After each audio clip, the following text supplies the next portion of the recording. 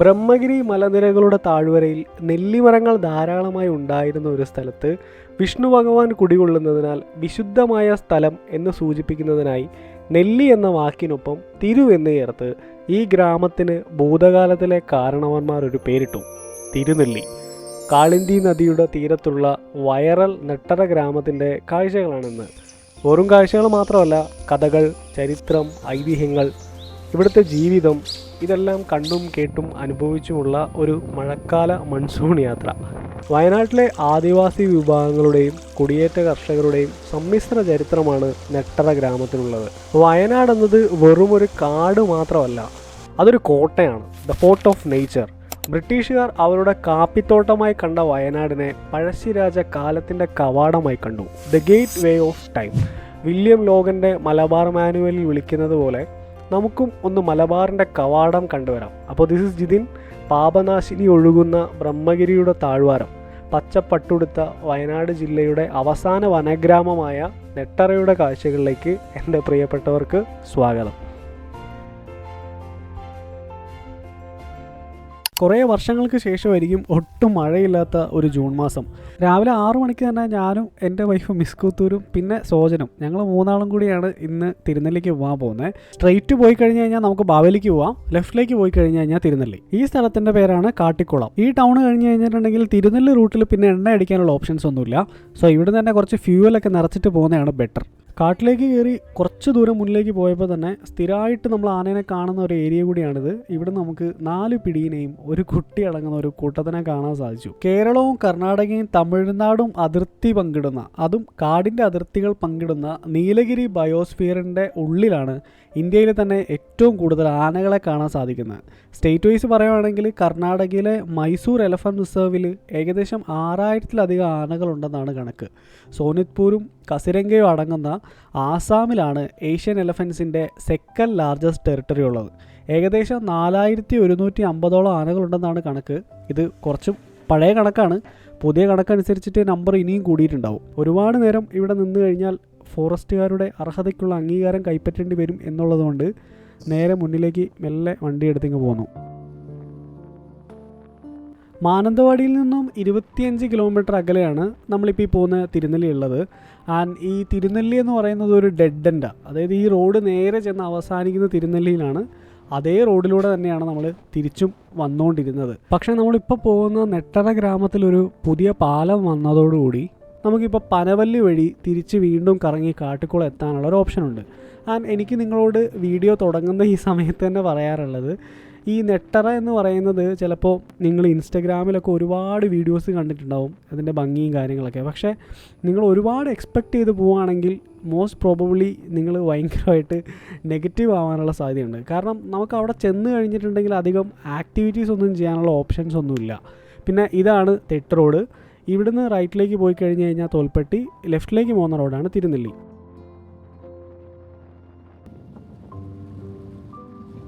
ഈ കാടിൻ്റെ ഉള്ളിൽ ഒരു കാളീശ്വരി ക്ഷേത്രമുണ്ട്.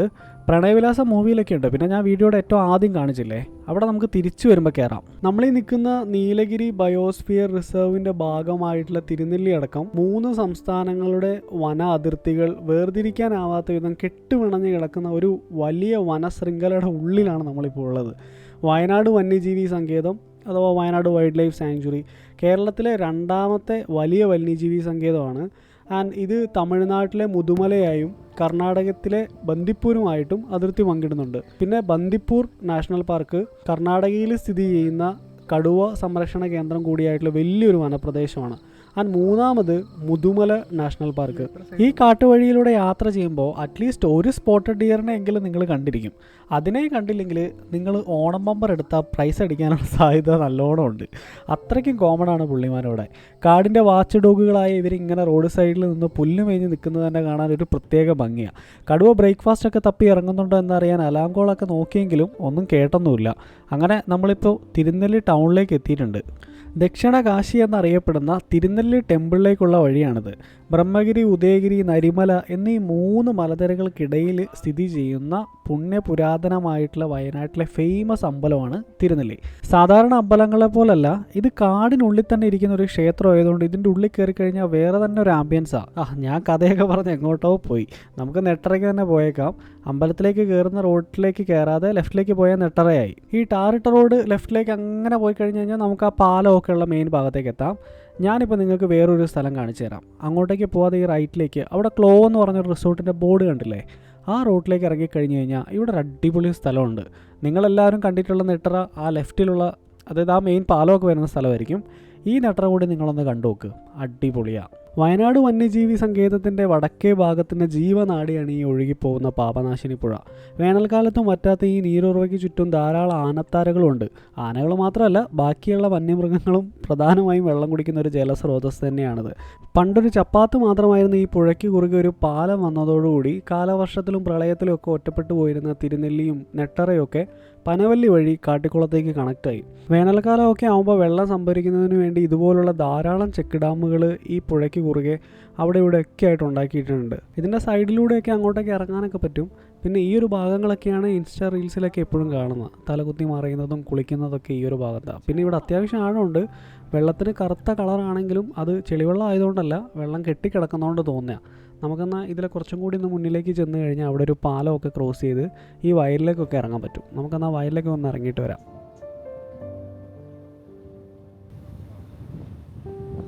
നേരെ കാണുന്നത് ബ്രഹ്മഗിരി മലനിരകളാണ്. ബ്രഹ്മഗിരി ട്രക്കിങ്ങിനെ പറ്റിയൊക്കെ നിങ്ങൾ കേട്ടിട്ടുണ്ടാവും. വയനാട്ടിലെ ഏറ്റവും വലിയ ട്രക്കിംഗ് ആണ്. ബ്രഹ്മഗിരി പീക്കിൻ്റെ മുകളിൽ നിന്ന് കഴിഞ്ഞാൽ നമുക്ക് കേരള കർണാടക അതിർത്തിയൊക്കെ കാണാം. ഇത് റൈറ്റ് സൈഡിൽ ക്ലോ എന്ന് പറയുന്ന റിസോർട്ടുണ്ട്. ഈ ലെഫ്റ്റിലേക്ക് പോയി കഴിഞ്ഞ് കഴിഞ്ഞാൽ ഇവിടെ ചെറിയൊരു പാലമുണ്ട്. ഇവിടം വരെ നമുക്ക് വണ്ടി കൊണ്ട് പോകാൻ പറ്റുള്ളൂ. അപ്പോൾ ഇവിടെ വണ്ടി വെച്ച് നമുക്ക് കുറച്ച് നേരം ഇതിൽ കൂടിയൊക്കെ നടന്ന് ഇവിടുത്തെ കാഴ്ചകളൊക്കെ ഒന്ന് കണ്ടിട്ട് വരാം. ബ്രഹ്മഗിരി മലനിരകളിൽ നിന്ന് ഉത്ഭവിക്കുന്ന ഈ പാപനാശിനി പുഴയെ ഒരുപാട് ആളുകൾ കാളിന്തി എന്ന് വിളിക്കാറുണ്ട്. പക്ഷേ അത് ഇവിടെയുള്ള ആളുകൾ സ്നേഹത്തോടെ വിളിക്കുന്നതാണ്. ശരിക്കുള്ള കാളിന്തി പുരാണങ്ങളിലൊക്കെ പറയുന്നത് യമുന നദിയുടെ മറ്റൊരു പേരായിട്ടാണ്. തിരുനെല്ലി മഹാവിഷ്ണു ക്ഷേത്രത്തിന് അരികിലൂടെ ഒഴുകുന്ന ഈ അരുവി പാപമോചനത്തിന് സഹായിക്കുന്ന പുണ്യ നദിയായിട്ടാണ് വിശ്വസിക്കപ്പെടുന്നത്. അതുകൊണ്ട് തന്നെ ബലിയിടുന്നതിനൊക്കെ ഭയങ്കര ഫേമസ് ആയിട്ടുള്ളൊരു അമ്പലമാണ് തിരുനെല്ലിയും അതിന് സമീപത്തോടെ ഒഴുകുന്ന ഈ പാപനാശിനി പുഴയും. അതുകൊണ്ടാണ് ഇതിന് പാപത്തെ നശിപ്പിക്കുന്ന പുഴ എന്ന മീനിങ്ങിൽ പാപനാശിനി എന്ന പേര് തന്നെ വന്നത്. ഇത് വളരെ ചെറിയൊരു പുഴയാണെങ്കിലും ഈ പുഴ ഒടുവിൽ ചെന്ന് പതിക്കുന്നത് കബനി നദിയിലേക്കാണ്. വയനാട്ടിലുള്ള മറ്റു പുഴകളായിട്ടുള്ള മാനന്തവാടി പുഴയും പനമരം പുഴയും തിരുനെല്ലിപ്പുഴ, അതായത് നമ്മുടെ ഈ പാപനാശിനി പുഴയും എല്ലാം ഒടുവിൽ കബനി നദിയിൽ ചെന്ന് ചേരും. കബനി കർണാടകയിലേക്ക് ഒഴുകി കാവേരി നദിയിൽ ലയിക്കുകയാണ് ചെയ്യുന്നത്. കേരളത്തിലെ ആകെ 44 നദികളിൽ 41 നദികളും പടിഞ്ഞാറോട്ടൊഴുകി അറബിക്കടലിൽ പതിക്കുമ്പോൾ 3 നദികൾ മാത്രം കിഴക്കോട്ട് ഒഴുകുന്നുണ്ട്. അതിലൊന്നാണ് കബനി നദി. വയനാട് ജില്ലയിൽ നിന്ന് ഉത്ഭവിച്ച് കിഴക്കോട്ട് ഒഴുകുന്നു. പിന്നെ ഒന്നുള്ളത് ഭവാനി, അത് പാലക്കാട് ജില്ലയിലെ അട്ടപ്പാടി ഭാഗത്തു നിന്ന് ഉത്ഭവിച്ച് തമിഴ്നാട്ടിലേക്ക് ഒഴുകും. അവസാനത്തേത് ഇടുക്കി ജില്ലയിൽ നിന്ന് ഉത്ഭവിച്ച് കിഴക്കോട്ടൊഴുകുന്ന പാമ്പാർ. ഈ 3 നദികളാണ് കിഴക്കോട്ടൊഴുകുന്ന നദികൾ. ഇതിൽ വേറൊരു ഇൻട്രസ്റ്റിംഗ് ഫാക്ടർ എന്താണെന്ന് വെച്ച് കഴിഞ്ഞാൽ, നമ്മൾ ഈ കാണുന്ന പാപനാശിനി ഒഴുകി ചെന്ന് പതിക്കുന്നത് കാവേരി നദിയിലാണല്ലോ. ഈ കാവേരി നദിയും ഉത്ഭവിക്കുന്നത് കർണാടകയിലെ ബ്രഹ്മഗിരി മലനിരകളിലെ തലക്കാവേരിയിൽ നിന്നാണ്.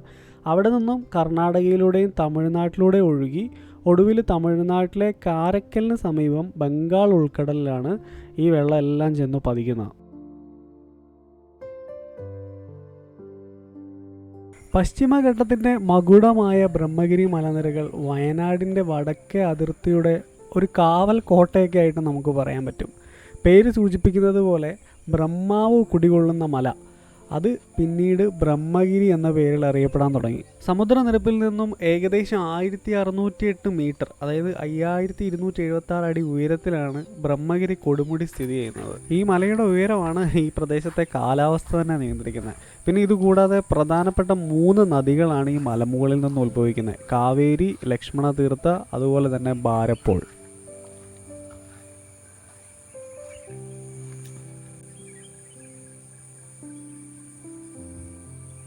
നെട്ടറയുടെ ഈ പുൽമേടുകളിൽ നോക്കിക്കഴിഞ്ഞ് കഴിഞ്ഞാൽ നിങ്ങൾക്ക് ധാരാളം പൂമ്പാറ്റകളെയും ചെറിയ പ്രാണികളെയൊക്കെ കാണാൻ പറ്റും. ഈ എല്ലാ ജീവികളിൽ നിന്നും നമുക്ക് ഒരുപാട് കാര്യങ്ങൾ പഠിക്കാനുണ്ട്. എക്സാമ്പിൾ ഈ പ്ലെയിൻ ടൈഗറിനെ തന്നെ എടുക്കാം. ഇത് വെറും ഒരു സുന്ദരിയായിട്ടുള്ള ജീവി മാത്രമല്ല, മറിച്ച് പ്രകൃതിയിലെ ഓരോ ജീവികളുടെയും അതിജീവനത്തിൻ്റെ, അത് ഈ പൂമ്പാറ്റയുടെ അതിജീവനത്തിൻ്റെ കഥ തന്നെ നമുക്ക് നോക്കാം. ഇവിടെ ജീവിതം തന്നെ ഒരു തന്ത്രമോ ലാർവയായിരിക്കുമ്പോൾ ഇവ ഭക്ഷിക്കുന്നത് ഈ എരിക്കു പോലുള്ള വിഷമുള്ള ചെടികളെയാണ്. ഈ വിഷം അവയുടെ ശരീരത്തിൽ ശേഖരിക്കപ്പെടുന്നതുകൊണ്ട് തന്നെ ശത്രുക്കളായ പക്ഷികൾക്കും മറ്റു ജീവികൾക്കൊന്നും ഇവയെ ആഹാരമാക്കാൻ കഴിയില്ല. അതുപോലെ വേറൊരു പൂമ്പാറ്റ ഇവിടെ ഇരിക്കുന്നുണ്ട്. ഗ്ലാസി ടൈഗർ എന്നറിയപ്പെടുന്ന നിത്യഹരിത വനങ്ങളിലും കുന്നിൻ പ്രദേശങ്ങളിലും പൂന്തോട്ടങ്ങളിലൊക്കെ ധാരാളമായി കാണുന്ന ഒരു കോമൺ ബട്ടർഫ്ലൈ ആണിത്.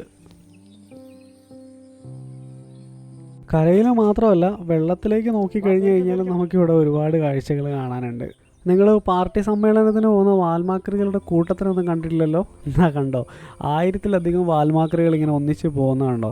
ഒറ്റയ്ക്ക് പോയി കഴിഞ്ഞ് കഴിഞ്ഞാൽ ഏതെങ്കിലും പക്ഷിയുടെയോ അല്ലെങ്കിൽ മീനിൻ്റെയോ വയറ്റിലേക്ക് പോകുന്ന അറിയാവുന്നതുകൊണ്ട് ഇവരിങ്ങനെ കുറച്ച് കാലം ഒരു കൂട്ടമായിട്ടാണ് സഞ്ചരിക്കുക. എന്നാലും ഞാൻ ആലോചിക്കുന്നത്, ഇവർക്ക് ആരായിരിക്കും ഈ ഐഡിയ ഒക്കെ പറഞ്ഞു കൊടുത്തിട്ടുണ്ടാവുക? തലമുറകളായി കൈമാറി വരുന്ന അവരുടെ എന്തെങ്കിലും ജന്മസിദ്ധമായ സീക്രട്ട് ആയിരിക്കും. ഊട്ടിയിലും കൊടൈക്കനാലിലൊക്കെ പോയി കഴിഞ്ഞ് കഴിഞ്ഞാൽ അവിടെ ഇതുപോലെ തട്ടുതട്ടായിട്ടുള്ള കൃഷിരീതികളൊക്കെ കാണാൻ പറ്റും. ബ്രഹ്മഗിരിക്ക് കീഴിലെ തെക്കൻ കാശി എന്നാണ് തിരുനെല്ലി ക്ഷേത്രം അറിയപ്പെടുന്നത്. പണ്ട് ഈ തിരുനെല്ലി ക്ഷേത്രവും അതുമായി ബന്ധപ്പെട്ട അഗ്രഹാരങ്ങളും ദക്ഷിണേന്ത്യയിലെ ഏറ്റവും വലിയ തീർത്ഥാടന കേന്ദ്രങ്ങളിൽ ഒന്നായിരുന്നു. ചേര രാജാക്കന്മാരും കോട്ടയം രാജവംശവും ഒക്കെ ഈ നാടിനും അമ്പലത്തിനൊക്കെ ഒരുപാട് സംഭാവനകൾ നൽകിയിട്ടുണ്ട്. വില്യം ലോഗൻ്റെ മലബാർ മാനുവൽ എന്ന ഫേമസ് ആയിട്ടുള്ള ചരിത്ര പുസ്തകത്തിൽ വയനാടിൻ്റെ ഈ വടക്കേ അറ്റത്തിൻ്റെ കഥകളും ഒരുപാട് പറയുന്നുണ്ട്.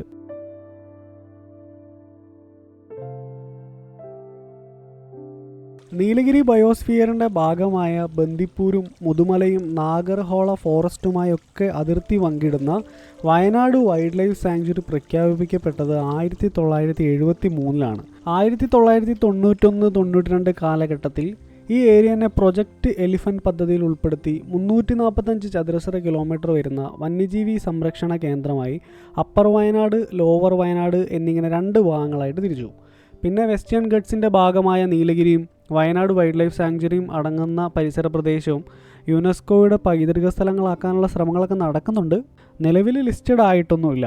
പിന്നെ മറ്റൊരു വലിയ പ്രത്യേകത എന്താണെന്ന് വെച്ച് കഴിഞ്ഞാൽ, വയനാട് വന്യജീവി സങ്കേതത്തിനുള്ളിൽ വരുന്ന ഗ്രാമങ്ങളാണ് നമ്മളിപ്പോൾ ഉള്ള ഈ തിരുനെല്ലിയും മുത്തങ്ങയും. അതായത് കാടിൻ്റെ ഉള്ളിൽ തന്നെയുള്ള ഫോറസ്റ്റിനുള്ളിലുള്ള ഒരു ഗ്രാമമാണ് നമ്മളിപ്പോൾ ഉള്ള തിരുനെല്ലി. ഈ ഒരൊറ്റ സെൻറ്റൻസ് മതി ഇവിടെയുള്ള മനുഷ്യ വന്യജീവി സംഘർഷങ്ങളുടെയൊക്കെ ഒരു ആഴം നിങ്ങൾക്ക് മനസ്സിലാവാൻ.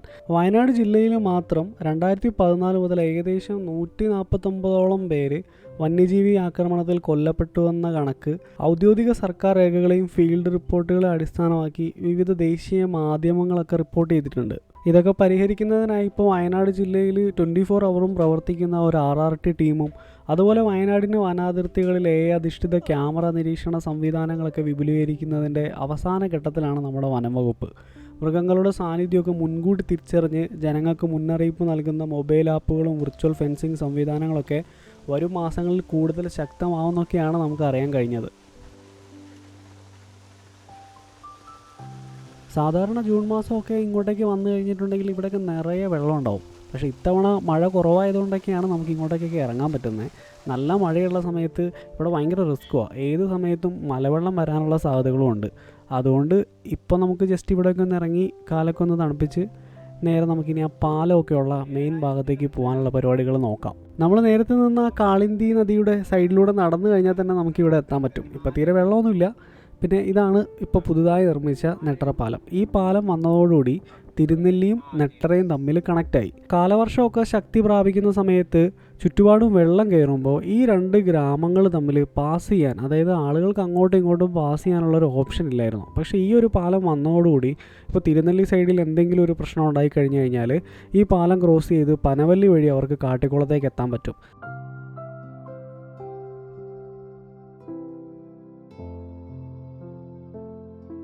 ഞാൻ തിരുനെല്ലിയുടെ ചെറിയൊരു സ്റ്റോറി കൂടെ പറയാം. ഒരിക്കൽ ബ്രഹ്മാവ് ലോകം ചുറ്റിക്കൊണ്ടിരിക്കെ സഹ്യപർവ്വത നിരകളിലെ അതീവ മനോഹരമായൊരു കുന്നിൻ പ്രദേശത്ത് എത്തിച്ചേർന്നു. അവിടെ കണ്ട ഒരു വലിയ നെല്ലിമരച്ചോട്ടിൽ മരത്തിനുള്ളിൽ വസിക്കുന്ന മഹാവിഷ്ണുവിൻ്റെ സാന്നിധ്യം ബ്രഹ്മാവ് തിരിച്ചറിഞ്ഞു. ആ സ്ഥലത്തിൻ്റെ പരിശുദ്ധിയിൽ ആകൃഷ്ടനായ ബ്രഹ്മാവ് അവിടെ ഭഗവാൻ ഒരു പ്രതിഷ്ഠ നടത്താൻ തീരുമാനിച്ചു. തുടർന്ന് അവിടെ ഒരു ക്ഷേത്രം പണിയുകയും വിഷ്ണുവിനെ ആരാധിക്കുകയും ചെയ്തു. ബ്രഹ്മാവ് നിർമ്മിച്ചതുകൊണ്ട് തന്നെ ഇന്നും ഈ ക്ഷേത്രത്തിലെ പൂജകൾക്ക് പ്രത്യേക പ്രാധാന്യമുണ്ട്. ക്ഷേത്രത്തിന് തൊട്ടടുത്തുള്ള പാപനാശിനി എന്ന പുഴയിൽ കുളിക്കുന്നത് അങ്ങേയറ്റം പുണ്യകരമാണെന്ന് ഭക്തർ വിശ്വസിക്കുകയും ചെയ്തു. ഇതാണ് നമ്മളിപ്പോൾ ഉള്ള തിരുനെല്ലിയുടെയും തിരുനെല്ലി അമ്പലത്തിൻ്റെയും ഈ നെട്ടറയുടെയൊക്കെ പണ്ടത്തെ ഐതിഹ്യം.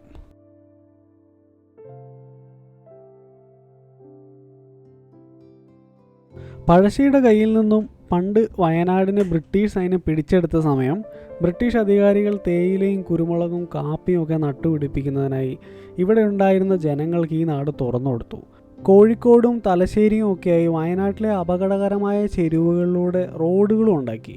ഈ റോഡുകൾ പിന്നീട് ഗൂഡല്ലൂരുമായി ഊട്ടിയായിട്ടൊക്കെ കണക്ട് ചെയ്തു. കേരളത്തിൻ്റെ എല്ലാ ഭാഗത്തു നിന്നും ഈ റോഡിലൂടെ കുടിയേറി പാർത്തവർക്ക് ഈ കന്യാവന ഭൂമി നാണ്യമണകളുടെ വിളനിലമാണെന്ന് മനസ്സിലായി. 1956 കേരള രൂപം കൊണ്ട ടൈമിൽ കണ്ണൂർ ജില്ലയുടെ ഭാഗമായിരുന്നു ഈ വയനാട് ജില്ല. പിന്നീട് തെക്കൻ വയനാട് കോഴിക്കോട് ജില്ലയിലേക്കും ചേർക്കപ്പെട്ടു. വയനാട്ടിലെ ജനങ്ങളുടെ ആഗ്രഹപ്രകാരം നോർത്ത് വയനാടും സൗത്ത് വയനാടും കൂടെ കമ്പൈൻ ചെയ്ത് 1980 നവംബർ 1 വയനാട് ജില്ല രൂപീകരിക്കുന്നത്. അതായത് കേരളം രൂപീകരിച്ച് കുറച്ച് നാളും കൂടി കഴിഞ്ഞിട്ടാണ് വയനാട് ജില്ല രൂപീകരിക്കുന്നത്. അങ്ങനെ കഥകളും ചരിത്രവും ഉറങ്ങുന്ന വയനാടൻ മണ്ണിൻ്റെ അവസാന വനഗ്രാമമായ നെട്ടറയുടെ കാഴ്ചകൾ എല്ലാവർക്കും ഇഷ്ടമായെന്ന് കരുതുന്നു. ഗ്രാമത്തിൻ്റെ സൗന്ദര്യവും കാട്ടുവഴികളും വന്യജീവികളെയൊക്കെ ഇഷ്ടപ്പെടുന്നവർക്ക് ഇവിടെ വരാം. കാളന്തിയുടെ തീരത്ത് അല്പനേരം വിശ്രമിക്കുകയും ചെയ്യാം. അല്ല, യാത്ര കഴിഞ്ഞില്ല കേട്ടോ. നമുക്കിനി ഒരു സ്ഥലം കൂടി കാണാനുണ്ട്. പ്രണയവിലാസം മൂവിയൊക്കെ ഷൂട്ട് ചെയ്ത കൊടും കാടിനുള്ളിലുള്ള കാളീശ്വരി ക്ഷേത്രം. 12-ാം നൂറ്റാണ്ടിൽ, അതായത് 1173 1220 കാലഘട്ടത്തിൽ ഹൊയ്സാല രാജാവായ വീരബല്ലാള ആണ് ഈ അമ്പലം നിർമ്മിച്ചതെന്നാണ് കരുതപ്പെടുന്നത്. പിന്നീട് കാർഷിക അഭിവൃദ്ധിക്കായിട്ട് അന്നത്തെ കുറിച്ച ഗോത്രവർഗ്ഗക്കാർ ഈ അമ്പലം ഉപയോഗിച്ചിരുന്നതായിട്ടും ചരിത്രരേഖകളൊക്കെ കാണാൻ പറ്റുന്നുണ്ട്. കാട്ടിക്കുളത്ത് നിന്ന് തിരുനെല്ലി എത്തുന്നതിന് മുന്നേ നമ്മൾ നേരത്തെ കുറേ മരങ്ങളൊക്കെ ഉണ്ടായിരുന്നൊരു ഭാഗമില്ലേ, അവിടെ ഈ അമ്പലത്തിൻ്റെ ഒരു ബോർഡ് കാണാൻ പറ്റും. ആ ബോർഡിനുള്ളിലേക്ക് കയറി വന്നു കഴിഞ്ഞാൽ ഈ അമ്പലത്തിലേക്ക് എത്താൻ പറ്റും. പിന്നെ കൊടും കാട്ടിൻ്റെ ഉള്ളിലാണ് ഈ അമ്പലം എന്ന് പറഞ്ഞല്ലോ, അതുകൊണ്ട് തന്നെ ആനയും കരടിയും കടുവയും ഒക്കെ ഇതിൻ്റെ ഉള്ളിലുണ്ടാവും. അവിടെയുള്ള നാട്ടുകാരോടൊക്കെ ചോദിച്ച് വന്യമൃഗശല്യത്തിനെ പറ്റിയുള്ള കാര്യങ്ങളൊക്കെ അന്വേഷിച്ചതിന് ശേഷം മാത്രമേ ഇതിൻ്റെ ഉള്ളിലേക്ക് എടുത്ത് കയറി പോരാൻ പാടുള്ളൂ. അപ്പോൾ ഈ ചെറിയ യാത്രയിൽ കണ്ട കാഴ്ചകളൊക്കെ ഇഷ്ടമായെന്ന് കരുതുന്നു. ഇനിയുള്ള യാത്രകൾ നമുക്കെന്നാൽ ഒരുമിച്ചാവാം.